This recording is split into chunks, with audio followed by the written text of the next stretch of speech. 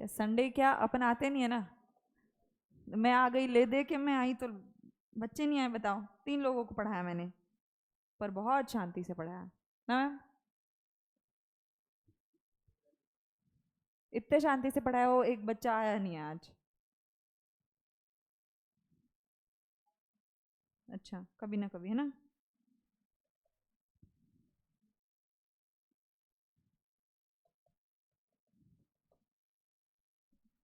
तो देखते हैं, या संडे या मंडे, लेट्स सी। हाँ, मंडे। मैम वोट करेंगे अपन अपन 30 तारीख को वोट करेंगे। इतना पहले से क्यों सोचना? एक के प्लान बना रहे हो क्या सर आप? एक के प्लान्स बना रहे हो, नालायक इंसान। एक के प्लान्स बना रहे हो। गेट खोल के आ रहे, टशन है अपना, बंद करो उसको। क्या सर? नहीं, मत आओ मत आओ, टाइम अप हो गया।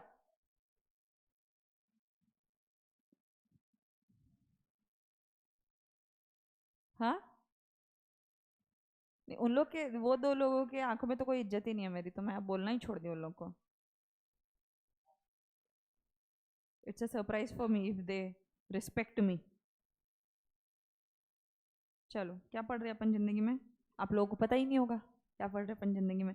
अपन पढ़ रहे हैं 17 2, 17 का part 2, Roman 2। Ma'am projector on कर दिया।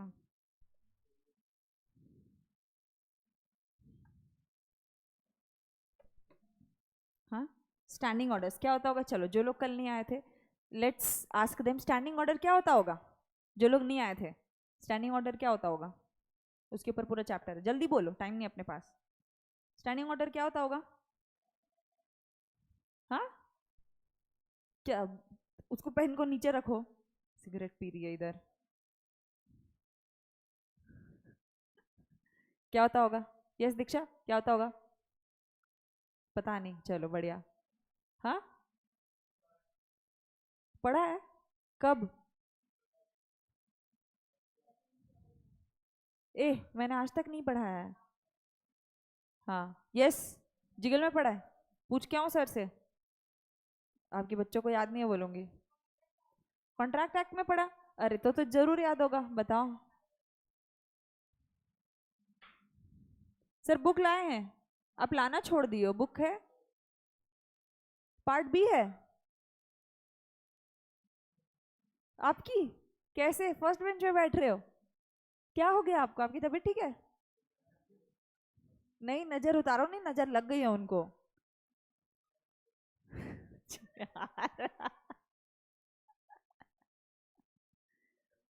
तबीयत ठीक है सर?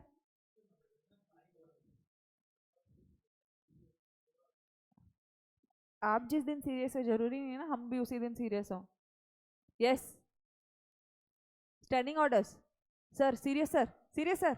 स्टैंडिंग ऑर्डर क्या होता होगा? ए, सीरियस है वो, चुप। स्टैंडिंग ऑर्डर क्या होता होगा? इसीलिए पूछ रही हूँ, जो लोग कल नहीं आए थे मैं उन्हीं से पूछ रही हूँ, कल जो आए थे कल उनसे पूछ लिया। जो ऑर्डर खड़े होके ऑर्डर देना होता होगा वो स्टैंडिंग ऑर्डर होता होगा। यस, थोड़ा सा ऐसे हो सर। आप मतलब नहीं नहीं, वही I am surprise. What's your good name? Deepak. आपका एग्जाम कब है? ओके, नवंबर में दे रहे हो? तो सी एस सी टी की क्लास आओगे फेस टू फेस? गुड, चल। Yes, standing order. कैसे लोगो?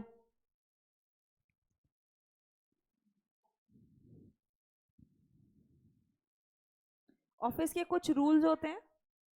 रूल्स तो होते हैं कि ऐसे काम करना है, ऐसे नहीं करना। कुछ जैसे हर एक एक्ट का सेक्शन 2 होता है जिसमें डेफिनेशन दिया होता है, वैसे ही आपके ऑफिस में किस चीज़ को क्या बोला जाता है, शिफ्ट कितने देर का हो सकता है, नाइट शिफ्ट कब से शुरू होता है कब खत्म होता है, परमानेंट एम्प्लॉय किसको बोलते हैं, टेम्पररी किसको बोलते हैं, वेजेस में क्या क्या इंक्लूड होना चाहिए, वो सारी जो चीज़ें दी हुई होती है वो एक डॉक्यूमेंट में दी हुई होती है, उसको बोलते हैं स्टैंडिंग ऑर्डर्स। तो हर एक ऑर्गेनाइजेशन का स्टैंडिंग ऑर्डर होता है। अगर उनके यहाँ 100 या उससे ज़्यादा वर्कमैन है तो उन्हें अपना स्टैंडिंग ऑर्डर बनाना होता है, जिसमें वो सारी चीज़ें लिखते हैं रिलेटेड टू दीज पॉइंट्स, कि परमानेंट एम्प्लॉय कौन होगा, टेम्पररी कौन होगा, उनको किस तरीके से छुट्टी मिलेगी, कितने दिन की छुट्टी अलाउड है, एक दिन में कितने घंटे काम करना होगा, कौन से जगह से एंट्री करना है, किस गेट से एंट्री करना है, लिखा होता है उसमें।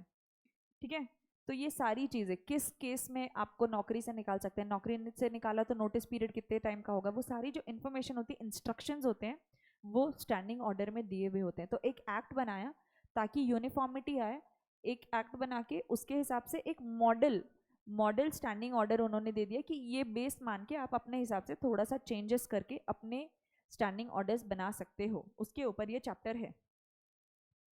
हाँ नहीं, लास्ट पेज से शुरू किया था हम लोग ने। हाँ, उसमें क्योंकि वो कंटेंट्स लास्ट पेज में दिए हुए थे। 4th पेज तक हो गया, 5th पेज पे आएंगे। ये चैप्टर खत्म करेंगे और नया चैप्टर शुरू करेंगे, लेकिन उसको खत्म नहीं करेंगे, समझे? वैसे पेज 2 वो क्लास में नहीं दिखता है, वो लॉबी में दिखता है। चलो, वैसे योर पेज 2। ओह, बता देना उसको इसका पेज 2 नहीं है। चलो, हाँ तो उसको नहीं बताना, उसको बताना है।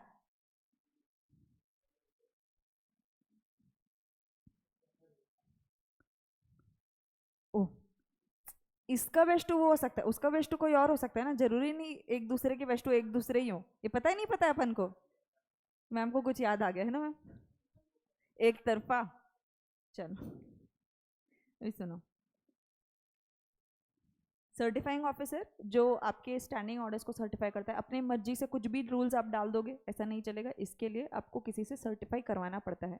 सर्टिफाइंग ऑफिसर्स अप्रोप्रिएट गवर्नमेंट तय करती है कि कौन सर्टिफाइंग ऑफिसर्स होंगे। वो कुछ चेक करते हैं कि इस एक्ट के हिसाब से आपके सारे प्रोविजंस है या नहीं, और फिर वो सर्टिफाई करते हैं।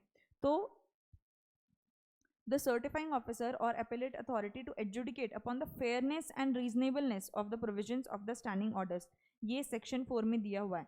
अगर सर्टिफाइंग ऑफिसर्स को लगता है कुछ provisions as proposed by the employer related to the matters which are not included in the schedule, or if he finds that some provisions are unreasonable, he must refuse to certify the same. Certification would be without, अगर ऐसा certification वो कर देते हैं, यानी कि वो certification जब करेंगे तो शेड्यूल में जो पॉइंट्स दिए हुए हैं उससे चेक करेंगे कि सारे पॉइंट्स कवर है या नहीं। कुछ एडिशनल आपने अगर डाल दिया है, कुछ एक्स्ट्रा में डाल दिया है, तो वो रीजनेबल है या नहीं वो चेक करेंगे। अगर उन्हें सही लगा तो ही वो सर्टिफाई कर सकते हैं। अगर सही नहीं है, उन्होंने फिर भी सर्टिफाई कर दिया, तो वो वैलिड नहीं माना जाएगा, क्योंकि एक्ट में लिखा है उसके हिसाब से ही स्टैंडिंग ऑर्डर्स होने चाहिए। और इसके बाद अच्छा, एक केस हुआ था, उसमें कुछ प्रोविजंस जो थे वो मॉडल स्टैंडिंग ऑर्डर से मैच नहीं कर रहे थे, यानी कि सरकार जैसा स्टैंडिंग ऑर्डर चाहती है, आपने वैसा स्टैंडिंग ऑर्डर नहीं बनाया, आपने कुछ अलग बना दिया जो एक्ट के हिसाब से नहीं थे। ठीक है, ये केस था। इस केस में बचने के लिए एम्प्लॉयर ने क्या किया, एम्प्लॉइज को बहला के कंसेंट ले लिया उनसे कि उनको कोई दिक्कत नहीं है, और फिर सरकार को जाके क्या बोला, देखो ये एक्ट के हिसाब से सही नहीं है, लेकिन हमारे एम्प्लॉयज़ को कोई प्रॉब्लम ही नहीं है। तो जब एम्प्लॉयज़ को प्रॉब्लम नहीं है तो आपको क्यों प्रॉब्लम हो सकती है? पॉइंट समझा? वैलिड है केस? नहीं। क्यों?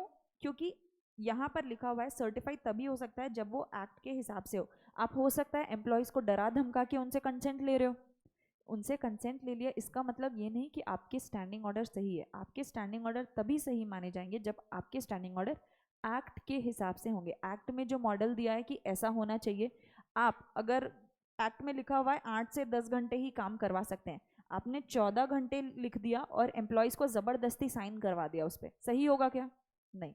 सो एक्ट से कंप्लाई करता हुआ होना चाहिए। भले ही एम्प्लॉयज़ का कंसेंट आपने ले लिया हो तो भी it won't make any difference, यानी कि एक्ट से फिर भी चेक किया जाएगा ही। एम्प्लॉयज़ कंसेंट दे रहे हैं उसका कोई महत्व नहीं होता है अगर एक्ट से मैच करता हुआ आपका स्टैंडिंग ऑर्डर नहीं है तो। Clear?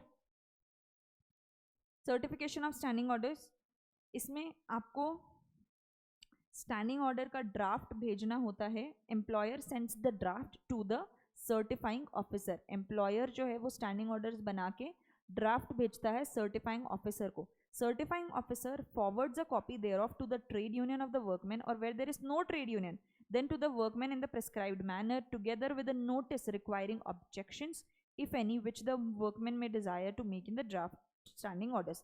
These objections are required to be submitted to him within 15 days from the receipt of the notice. यानी कि एम्प्लॉयर सर्टिफाइंग ऑफिसर को ड्राफ्ट स्टैंडिंग ऑर्डर भेजता है, ड्राफ्ट स्टैंडिंग ऑर्डर ये फॉरवर्ड करता है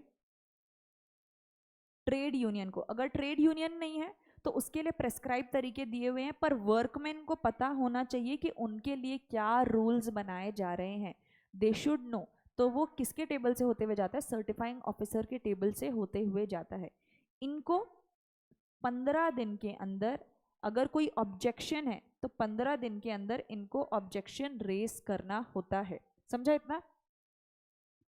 On receipt of such objections, he shall provide an opportunity of being heard to the workman or the employer and will make amendments अगर ज़रूरत है तो, and required to be made, and this will render the draft standing orders certifiable under the act, and he will certify the same. A copy of the certified standing orders will be sent by him to both the employer and the employees association within 7 days of the certification.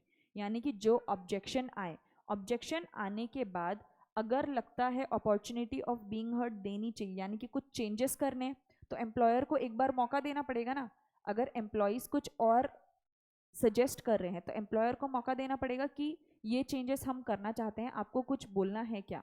या फिर employees को अगर कहीं मौका देने की ज़रूरत है तो जिसको भी अपॉर्चुनिटी ऑफ बीइंग हर्ड देने की ज़रूरत है फॉर द चेंजेस वो दिया जाएगा और उसके बाद सर्टिफाई कर दिया जाएगा. सर्टिफाई करने के 7 दिन के अंदर आपको वो final certified standing orders employer और एम्प्लॉई को भेजना होता है. एम्प्लॉयर और एम्प्लॉई को वो सर्टिफाइड स्टैंडिंग ऑर्डर भेजना होता है within 7 days of certifying. This is the whole process. आप ड्राफ्ट लेके जाएंगे एज एन एम्प्लॉयर, आप सर्टिफाइंग ऑफिसर के पास जाएंगे कि मेरे यहाँ 100 वर्कमैन हो गए हैं, मैंने ये रूल्स बनाए हैं उनके लिए. आप उनके पास लेके जाएंगे, वो खुद तो चेक करेंगे, साथ ही साथ आपके यहाँ के एम्प्लॉयज़ को भी वो फॉरवर्ड करेंगे. अगर कोई ट्रेड यूनियन है तो उनका काम आसान हो जाता है, उस ट्रेड यूनियन को सौंप देते हैं, वो लोग समझ लेते हैं. अगर नहीं है तो प्रिस्क्राइब किया हुआ है तरीका कि किस तरीके से नोटिस वगैरह देना होता है. उनको 15 दिन का टाइम है ऑब्जेक्शन उठाना है. तो ऑब्जेक्शन उठाने के बाद जिसको भी अपॉर्चुनिटी ऑफ बीइंग हर्ड देनी चाहिए उसको अपॉर्चुनिटी ऑफ बीइंग हर्ड दिया जाता है. सब सॉर्ट हो जाता है, मतलब अब सर्टिफाई कर सकते हैं. सर्टिफाई करने के 7 दिन के अंदर उनको सर्टिफाइड कॉपी, पहले क्या थी ड्राफ्ट कॉपी थी, अब सर्टिफाइड कॉपी उनको वापस दे दी जाती है. तो आप उनके पास ड्राफ्ट लेके जाते हैं, वापस सर्टिफाइड कॉपी लेके आते हैं. क्लियर? इजी? इजी में यस नहीं बोला नालायक लोग.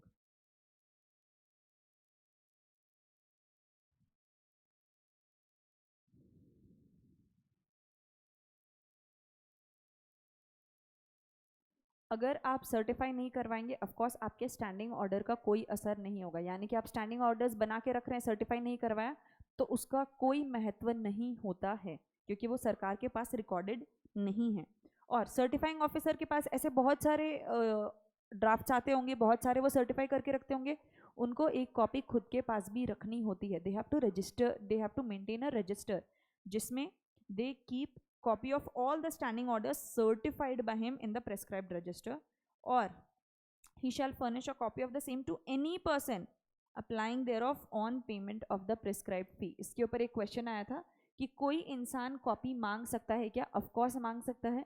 कुछ अमाउंट आपको पे करना होगा क्योंकि समझो कोई भी पब्लिक अथॉरिटी के पास, कोई भी पब्लिक ऑफिसर या अथॉरिटी के पास अगर कोई डॉक्यूमेंट रहता है ना, हाई चांसेस कि आप वो इंस्पेक्शन के लिए ले सकते हैं, आप उसका एक्सट्रैक्ट ले सकते हैं. Until unless it is very confidential document तब नहीं दिया जाता है. Otherwise people, the public under RTI also they are allowed to seek that information. तो जो भी सर्टिफाइंग ऑर्डर्स के लिए उनके पास ड्राफ्ट आता है, सर्टिफाई करके जब एक कॉपी बाकी लोग को देते हैं, खुद भी एक कॉपी रखते हैं उसकी. ऐसे सारे ही उनके पास इकट्ठा रहते हैं. किसी इंसान को अगर किसी का सर्टिफाइड स्टैंडिंग ऑर्डर चेक करना है, पेमेंट कर सकते हैं फीस का और चेक कर सकते हैं. सो इसको बस हाईलाइट कर लो. एनी पर्सन, ये किसके पास एप्लीकेशन लेके जाते हैं? कंपनी के पास नहीं, सर्टिफाइंग ऑफिसर के पास जो कॉपी है उसके ले जाते हैं.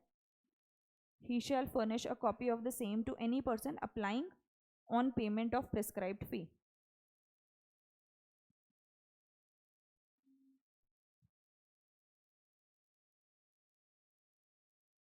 कल का क्या, येस्टरडेज लेक्चर, कल वाला आज होगा, सैटरडे वाला हो चुका है।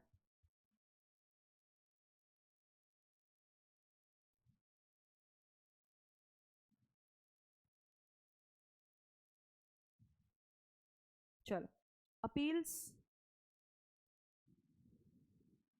जो सर्टिफाइंग ऑफिसर का ऑर्डर है that can be challenged by employer, workman, trade union और any other prescribed representative of the workman who can file an appeal before the appellate authority within 30 days from the date on which copies are sent to the employer and the workman representative. The appellate authority has the power to confirm or amend. ठीक है, इनको भी 7 दिन के अंदर जवाब देना होता है। सुनो, अगर सर्टिफाइंग ऑफिसर के पास गए, उसने अपॉर्चुनिटी ऑफ बीइंग हर्ड वगैरह दी और उसके बाद कुछ चेंजेस किए, उसके बाद अगर आपको कोई दिक्कत आ रही है, यानी कि आपको बोलने का मौका दिया गया और उन्होंने फिर कुछ चेंजेस करवाए आपके स्टैंडिंग ऑफ ऑर्डर्स में, उसमें अगर किसी इंसान को दिक्कत है तो they can make an appeal against the order of the certifying officer. तो कोई भी एम्प्लॉयर जो है या फिर वर्कमैन या फिर trade union,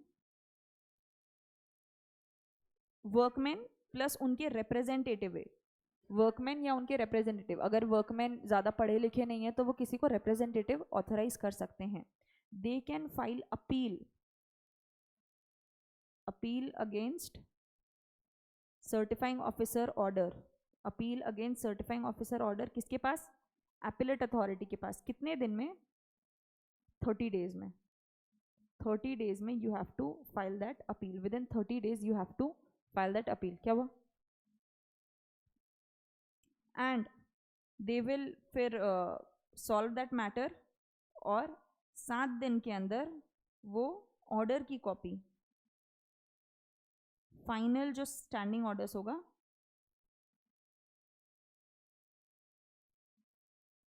final standing orders, appeal के बाद जो भी तय हुआ वो फाइनल स्टैंडिंग ऑर्डर्स, जिसने भी अपील फाइल की थी उसको और एम्प्लॉयर को, वर्कमैन रिप्रेजेंटेटिव जो भी था जिसने अपील फाइल की थी, एम्प्लॉयर को तो कॉपी जाता ही जाता है, साथ ही साथ अगर किसी ट्रेड यूनियन ने एप्लीकेशन किया था, वो TO नहीं है, TU है, ट्रेड यूनियन, जिसने एप्लीकेशन किया था उसको भी कॉपी जाती है और एम्प्लॉयर को भी कॉपी जाती है। जो फाइनल डिसीजन होता है उसके बाद जो स्टैंडिंग ऑर्डर्स तय होते हैं उसकी copies with in 7 days. So appeal 30 दिन में फाइल करना है और उनको वापस जो फाइनल ऑर्डर है वो 7 दिन के अंदर कम्युनिकेट करना होता है। अपील कितने दिन तक चल सकती है वो यहाँ पर नहीं लिखा है।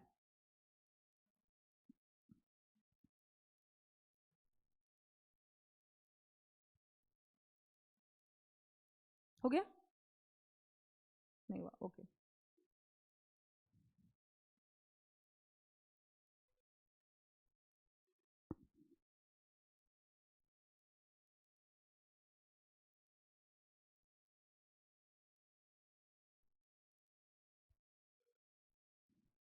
अभी हो गया, कर लो कर लो। Appeal against certifying officer's order 30 दिन में अपीलेट अथॉरिटी के पास, और फिर जो भी फाइनल होता है वो वापस 7 दिन में भेजते हैं।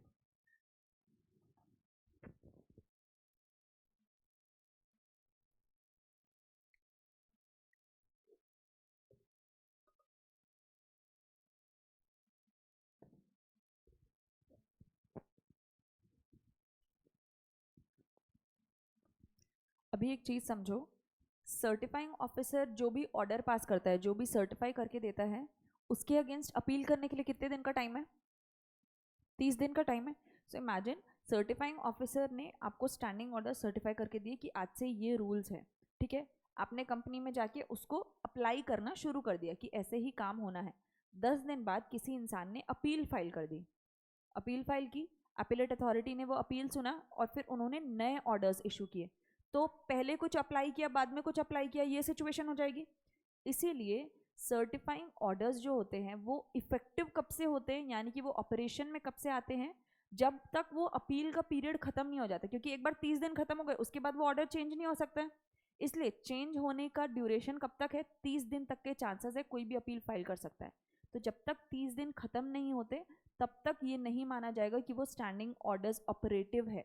30 दिन के अंदर कोई भी अपील फाइल कर सकता है, कोई भी चेंज करवा सकता है, इसलिए 30 दिन तक का वेट करते हैं to make it operative.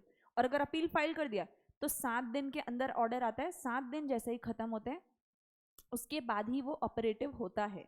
So date of operation of standing orders on the expiry of 30 days from the date on which the authenticated copies are sent, और अगर अपील फाइल किया तो on the expiry of 7 days जब appellate authority से हमें वो copy मिलती है। सो वो 30 days और 7 days खत्म होने के बाद ही ऑपरेटिव होता है। इसके ऊपर आया तो एमसीक्यू आ सकता है।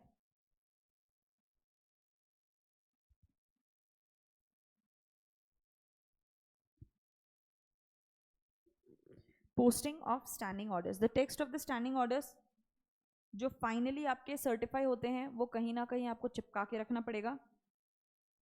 तो it should be prominently posted bye the employer in English and in the language understood by the majority of his workmen on special boards to be maintained for the purpose at or near the entrance through which the majority of the workmen enter the industrial establishment and in all departments thereof where the workmen are employed। इसको आपको कहीं पर चिपका के रखना पड़ेगा। कहाँ? जो एंट्रेंस होता है उसके पास, ऐसे नहीं एकदम कहीं छुपा के, एंट्रेंस है ताकि उनको पता लगे कि क्या क्या रूल्स हैं यहाँ काम करने के, नहीं तो आप सीधा फाइन काट दोगे उनका। तो एंट्रेंस पे they have to post it. Language कौन सा? इंग्लिश, एक तो इंग्लिश होना ही चाहिए, साथ ही साथ जो मेजॉरिटी लोगों की लैंग्वेज है, वहाँ काम करने वाले मेजॉरिटी लोगों की जो लैंग्वेज है, मेजॉरिटी वर्कमैन लैंग्वेज, यहाँ पर कौन सा होगा वो? मराठी। सो उस लैंग्वेज में you have to post it on entrance.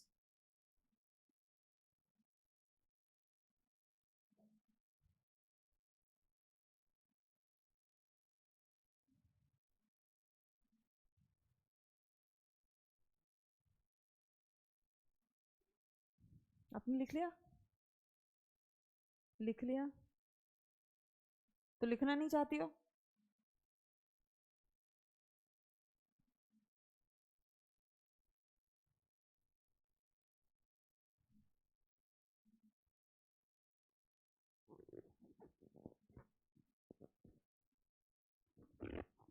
आप अभी फर्स्ट टाइम लिख रहे हो? वाह, चलो डन।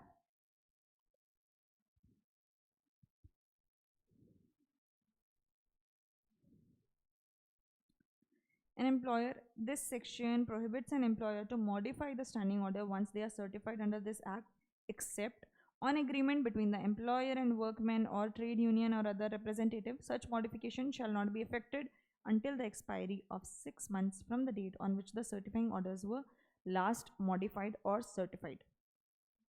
देखो, पहली चीज, आप एक बार स्टैंडिंग ऑर्डर सर्टिफाई करवा रहे हैं, you can not modify it for the period of 6 months। 6 महीने तक के आप उसको चेंज नहीं करवा सकते हैं। मतलब अगर आज की डेट में 24 सितंबर को आपका सर्टिफाइंग ऑर्डर सर्टिफाई हुआ है, आपका स्टैंडिंग ऑर्डर सर्टिफाई हुआ है, तो 6 महीने कब खत्म होंगे?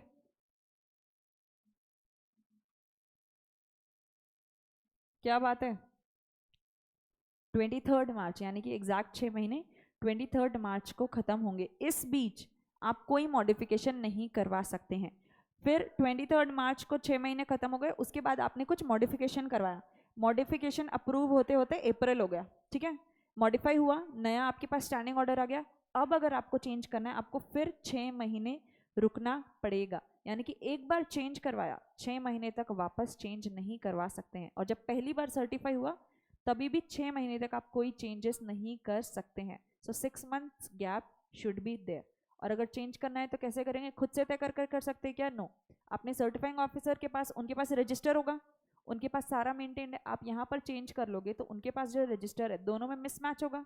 इसलिए जब आप चेंज भी कर रहे हो, एक तो आपके बीच में एग्रीमेंट होना चाहिए, यानी कि एम्प्लॉयर और वर्कमैन दोनों की रजामंदी होनी चाहिए। फिर आप सर्टिफाइंग ऑफिसर के पास एप्लीकेशन लेके जाते हैं, उनके पास एप्लीकेशन लेके जाएंगे, अगेन सेम लोग लेके जा सकते हैं, एम्प्लॉयर, वर्कमैन, वर्कमैन रिप्रेजेंटेटिव या फिर ट्रेड यूनियन। और ये 5 कॉपीज लेके जानी है मॉडिफिकेशन की। 5 कॉपीज का क्या करेंगे, 5 लोगों को बांटेंगे, जो करना है करेंगे, बट 5 कॉपीज मॉडिफिकेशन की लेके जानी होती है। And a certified copy of the agreement. सुनो, एक तो 6 मंथ्स का गैप होना चाहिए। दूसरा है, ये जो एप्लीकेशन है ये कौन कर सकता है, एम्प्लॉयर, वर्कमैन प्लस उनके रिप्रेजेंटेटिव या फिर ट्रेड यूनियन। किसको एप्लीकेशन करेंगे, सर्टिफाइंग ऑफिसर को एप्लीकेशन करेंगे। एप्लीकेशन के साथ 5 कॉपीज ऑफ मॉडिफिकेशन, और इनका जो एग्रीमेंट हुआ था, एग्रीमेंट ऑफ एम्प्लॉयर एम्प्लॉई का जो एग्रीमेंट हुआ था कि हाँ हमें कोई दिक्कत नहीं है, उसका सर्टिफाइड कॉपी कंपनी का ठप्पा लगा होना चाहिए। एप्लीकेशन के साथ आपको मॉडिफिकेशन की 5 कॉपी लेके जानी है, और आपके बीच में जो रजामंदी हुई उसका ठप्पा लगा के 1 कॉपी लेके जाना है, लिखित में लेके जाना है कि वर्कमैन को कोई दिक्कत नहीं है।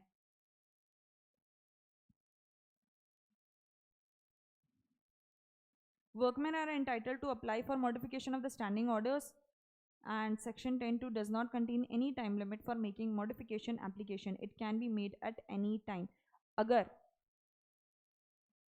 वर्कमैन अप्लाई कर रहे हैं तो ये 6 महीने का टाइम एप्लीकेबल नहीं होगा। ये क्यों होता है, क्योंकि एम्प्लॉयर ने अपने मर्जी से कोई ऐसे ज़बरदस्ती के कुछ रूल्स डाल दिए थे जिससे एम्प्लॉई को मतलब धोखे में रखा था, उनको नहीं बताया था, और सर्टिफाइंग ऑफिसर को जाके बोल दिया था कि हाँ इन्हें कोई प्रॉब्लम नहीं है। अब हुआ क्या, वो सर्टिफाई होके आ गए, रूल्स एप्लीकेबल हो गए, और फिर वर्कमैन को समझ आया कि ये हमारे फेवर में नहीं है। अब 6 महीने उनको सफ़र करना पड़ेगा। अगर 6 महीने का गैप वो कंप्लाई करेंगे, 6 महीने उनको सफ़र करना पड़ेगा, इसलिए उनके लिए कोई टाइम लिमिट नहीं होता है। If they have any problem they can make the application the very next day. But अगर एम्प्लॉयर को तो पता था, वो जब ड्राफ्ट कर रहा था उसको तो सब पता था, उसके लिए 6 महीने का गैप रखना मैंडेटरी होता है। ठीक है। सबसिस्टेंस अलाउंस, अच्छा चलो ये रीड करके ट्राई करो मीनिंग बताने का। जस्ट फर्स्ट पैराग्राफ तो बकवास है, सेक्शन नंबर लिखा है, सेकेंड पैराग्राफ में मीनिंग लिखा हुआ है।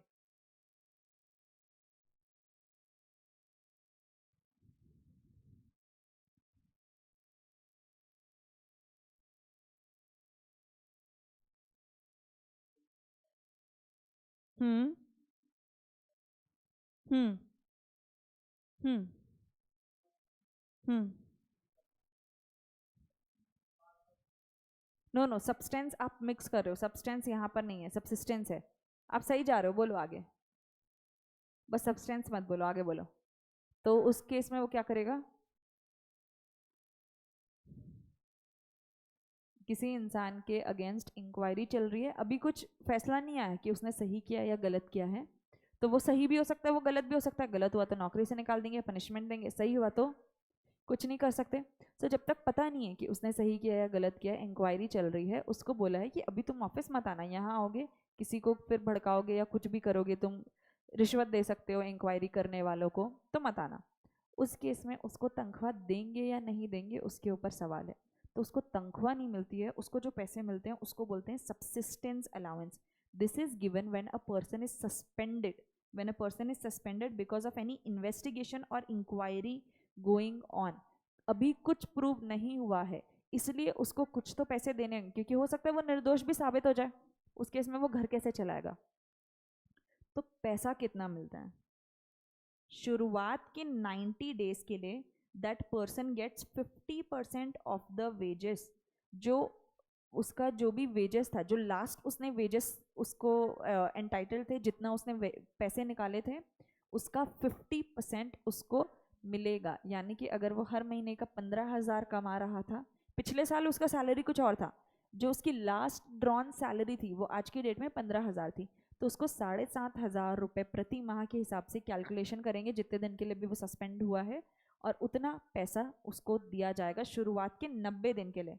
इंक्वायरी बहुत लंबी चली, बहुत बड़ा केस था, तो उसके बाद 75% of such wages for the remaining period of suspension if if the delay if the delay is not directly attributable to the conduct of such workman, यानी कि 90 दिन के बाद भी मैटर चल रहा है, उसमें उसकी गलती नहीं है, कुछ और रीजंस है, जो डॉक्यूमेंट्स चाहिए थे, जो विटनेस चाहिए थे, वो अवेलेबल नहीं है, उसकी गलती होगी तो नहीं मिलेगा। अगर किसी और की गलती की वजह से ये इंक्वायरी 90 दिन से ज़्यादा चली तो 90 दिन के बाद उसको 75% वेजेस मिलेंगे। तो पहले 50, उसके बाद 75।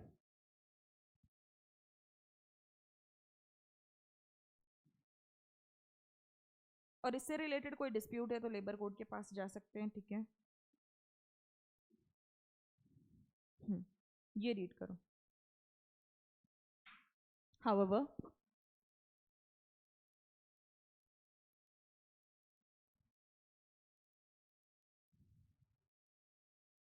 हाँ, किसी और लॉ अगेन जैसे फैक्ट्रीज एक्ट में लिखा हुआ है, किसी इंसान ओवर टाइम वगैरह का लिखा हुआ है, वहाँ पर सब्सिस्टेंस अलाउंस के बारे में भी लिखा हुआ, और वहाँ पर लिखा हुआ है 60%। यहाँ कितना है, वहाँ कितना हुआ 60, तो वो मानेंगे। तो अगर वो उसके लिए बेनिफिशियल है वो वाला एप्लीकेबल हो। कभी भी ध्यान रखना, अगर दो जगह बेनिफिट्स दिए हुए एक ही जगह मिलता है, कहाँ से मिलता है, या तो वो लॉ सुपरसीड करता है बाकी लॉस को लिखा हुआ होगा, या फिर लिखा होगा जो बेनिफिशियल है वो दिया जाएगा। दोनों से 50 और 60, 110% नहीं मिलेगा ना उसको, दोनों में से जो बेनिफिशियल है वो मिलेगा, ठीक है। चलो लास्ट दो टॉपिक, उसके बाद दूसरा चैप्टर करेंगे। Interpretation of standing orders. अगर the question related to application or interpretation of a standing order certified under this act can be referred to any labor court by any employer, workman, trade union or representative। और ठीक है, कुछ नहीं है इसमें। अगर कोई सवाल जवाब करना होता है कि यहाँ पर जो लिखा हुआ है, लिखा हुआ क्लियर नहीं है, एम्प्लॉयर कुछ और बोल रहा है, एम्प्लॉय कुछ और बोल रहा है, तो उसका इंटरप्रिटेशन रिलेटेड अगर कभी सवाल आता है, वो डिस्प्यूट किसके पास जाएगा, इंटरप्रिटेशन का डिस्प्यूट। इंटरप्रिटेशन का डिस्प्यूट जिसको भी दिक्कत है, वो एम्प्लॉयर हो सकता है, वो वर्कमैन या उनके रिप्रेजेंटेटिव हो सकते हैं, या ट्रेड यूनियन, वो डिस्प्यूट को लेके एप्लीकेशन करेंगे लेबर कोर्ट को।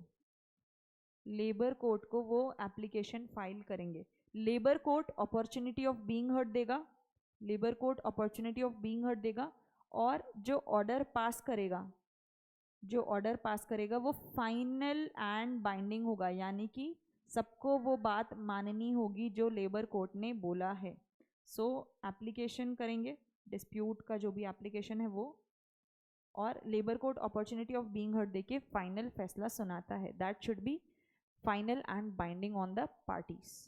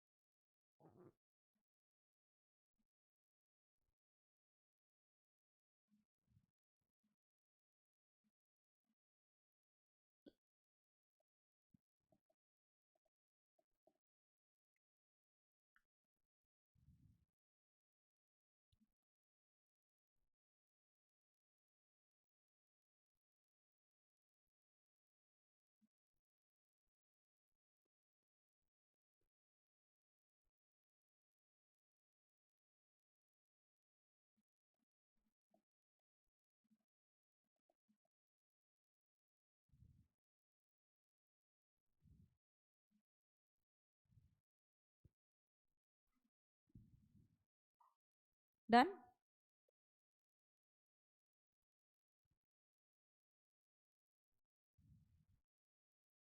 अब क्या गणपति है अभी भी? मोदक नहीं बनाते हो आप लोग? लाते नहीं हो तो सुबह सुबह लेके आओ। उकड़ीचे मोदक, हाँ, पक्का पक्का, कसम खाओ इसी साल। चल डन।